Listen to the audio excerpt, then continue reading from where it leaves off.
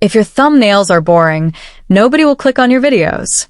But what if I told you there's a simple way to create stunning thumbnails that force people to stop scrolling? In this video, I'll show you exactly how I create eye-catching thumbnails for African folktale content, step by step. No fluff, just results. Let's get started. The first thing I do is find a visually striking background that fits my story. To do this, I use Leonardo.ai, a tool that helps me generate high-quality backgrounds. Here's how I do it. I go to Leonardo.ai and type a detailed prompt to create the perfect African village or dark folktale setting.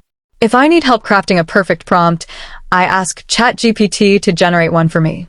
I copy the prompt, paste it into Leonardo.ai, and set the aspect ratio to 16:9, perfect for YouTube thumbnails.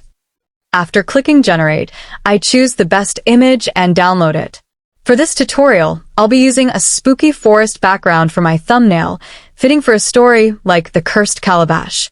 Upload the background to Canva. Now that I have my background, I head over to Canva to start designing my thumbnail.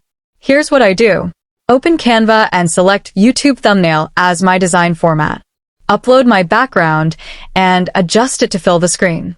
Apply a slight blur effect so my main images stand out better. Now it's time to add images that will enhance the thumbnail's storytelling. These images should instantly capture attention and represent the theme of your video. I upload my key characters or relevant images. Since Canva's background remover requires a paid plan, I use an alternative method.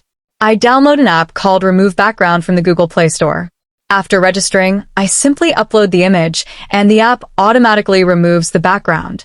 Once done, I download the edited image and return to Canva to continue designing.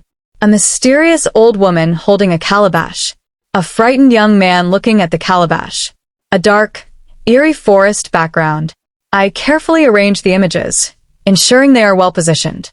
If needed, I flip certain images so they align better within the design. Now it's time to add text to the thumbnail. The text should be short, bold, and attention-grabbing.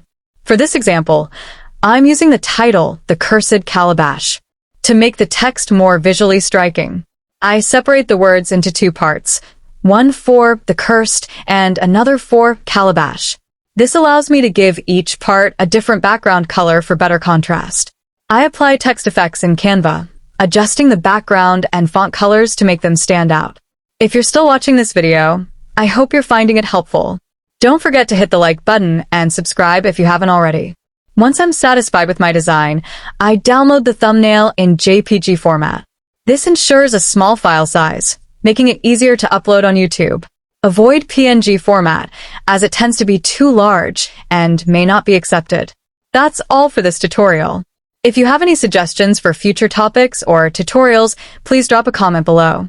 I truly appreciate every single one of you for watching. Don't forget to like, share with a friend, and subscribe for more amazing content. See you in the next video. Bye for now.